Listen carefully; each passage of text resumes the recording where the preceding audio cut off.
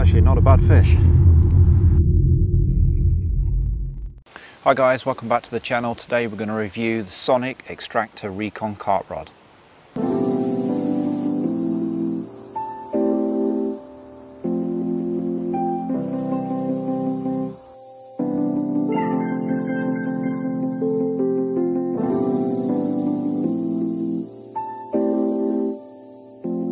Okay guys, we're going to cover the main things on the rod. We're going to cover the specs. I'm going to try and do some casting for you, although it's difficult conditions.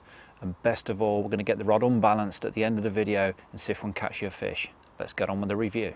So the first thing we're going to cover with this rod is its very short pack down size. This is an 8-foot 3-pound rod, and it actually packs down to 29 inches, which is exactly the same size as the 6-foot dwarf rods that you may be familiar with.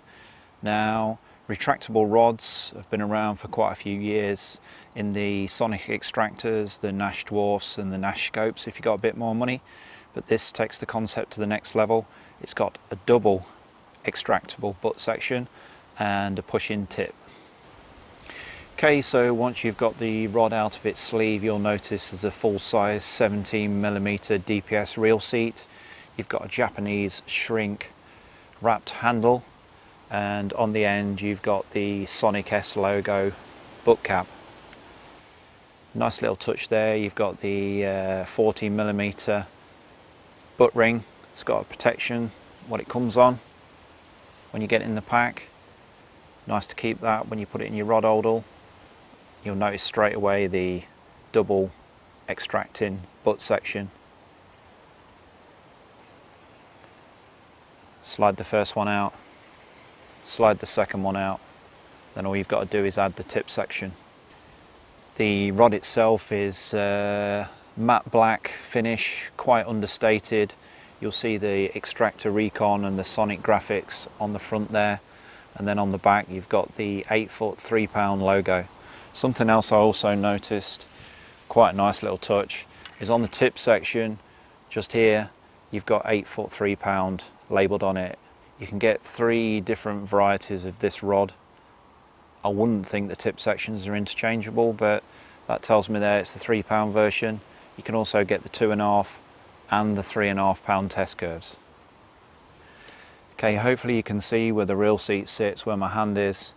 You can see the full length handle, which should aid with casting and also playing the fish. I've got gorilla long arms and they're still a good 2 or 3 inches past my elbow there. Okay, so that's pretty much explained the rod. There's not a lot to say about it really. You've probably seen these in the shops. What you want to know now is how they're cast, and the most important thing, what they look like with a fish on the end. Okay guys, so I've got the Sonik Xtractor Recon carp rods. You can see I've got them set up. I've even got the tip section pushed in. I like to transport them like this. They go to about 4.5 to 5 foot. Then all you have to do is flick your anti-reverse off, pull the 2 sections out, tighten them up, and you're ready to go. Okay guys, so I've got the 3-pound Sonik Xtractor Recon here. I'm going to show you casting with a 3-ounce lead.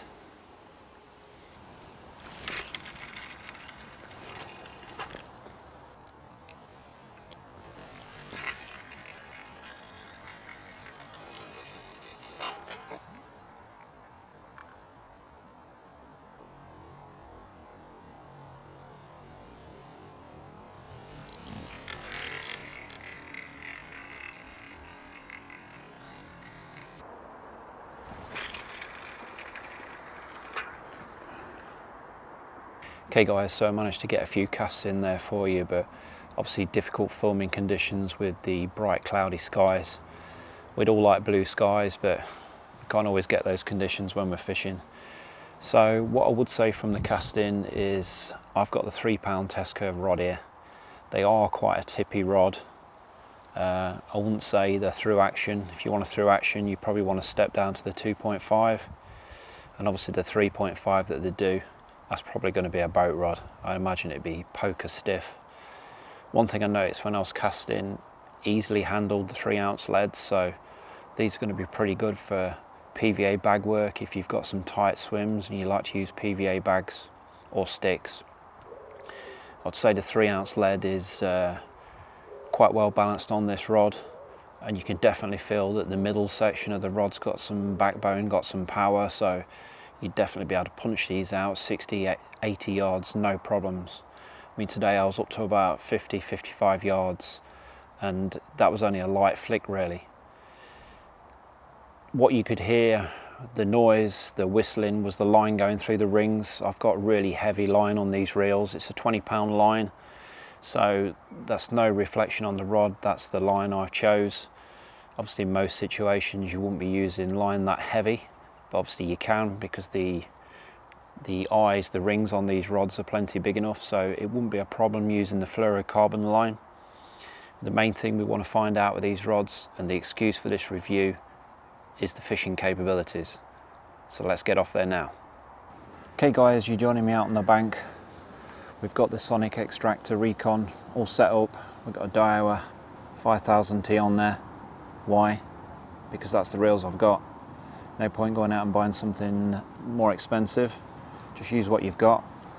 I think it balances pretty well, but when you've got a carp on the end, it isn't going to be very balanced, is it? So just got a chop down pop up, just so it takes the weight of the hook.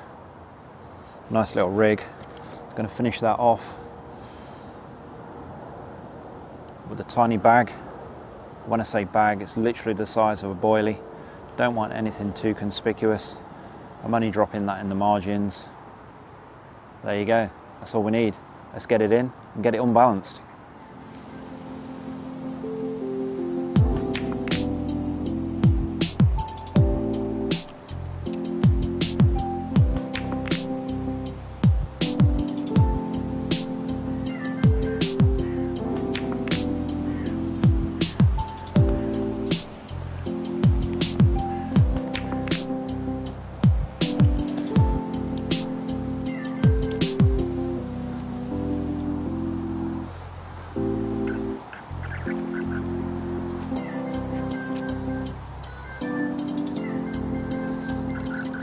How big she is, making the clutch go. Finally.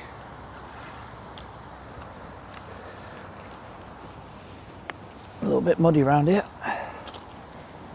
Oh, it's not a bad one. Putting a bend in the rod anyway.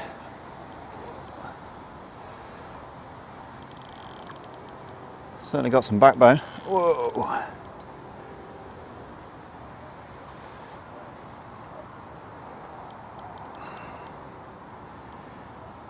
Can feel the strength in it though.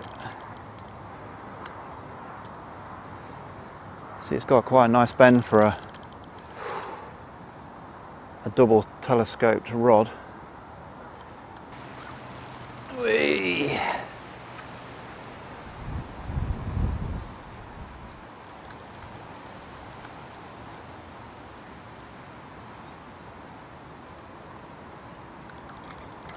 Oh.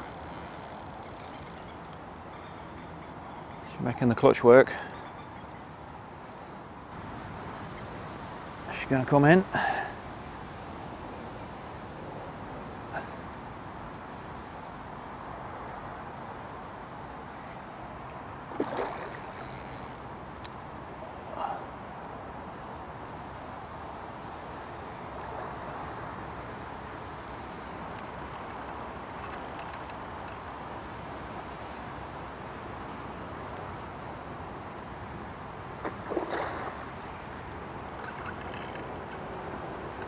Oh, I'm making a meal of this. I'm not giving it too much grief because it's the first fish I've hooked on this rod.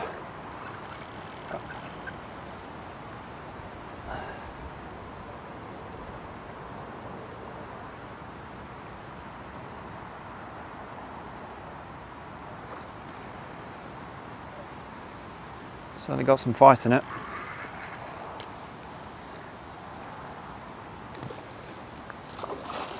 Try not to stand in all this mud. It's where the water was coming over the bank in the winter, and these fish were swimming across the top of this bank between the two lakes.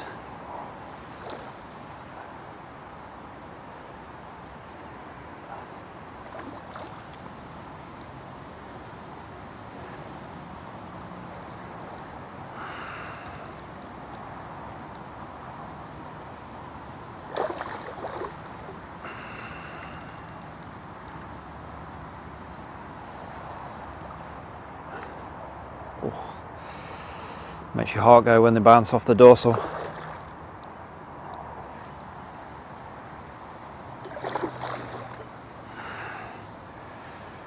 Here she comes. You mine. Wow. That's certainly got the rod unbalanced anyway. Let's get her out and see what she looks like.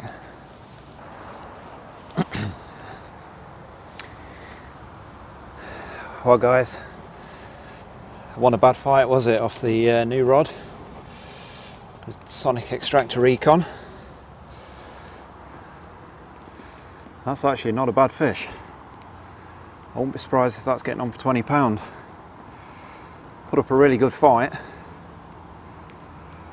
I've been chasing these fish all afternoon. I had a fish a bit further down the bank, feeding over the top of the rig for an hour, and it just would not pick it up. And it was a lot smaller fish. I was using a wafter bait, so just swapped it over to a trimmed down pop-up. Just fed some slightly bigger chopped up boilies along with the pellets. And just when I thought my chance had passed, I see my rod tip going round. Beautiful condition fish, really dark on its back. It's looking good in the sunlight coming through the trees. Just proves the benefit of them short rods for a little opportunist session like this. Maybe small, but they pack some power. I'll get this one back, get the rod packed down and get on the way. Thanks for watching.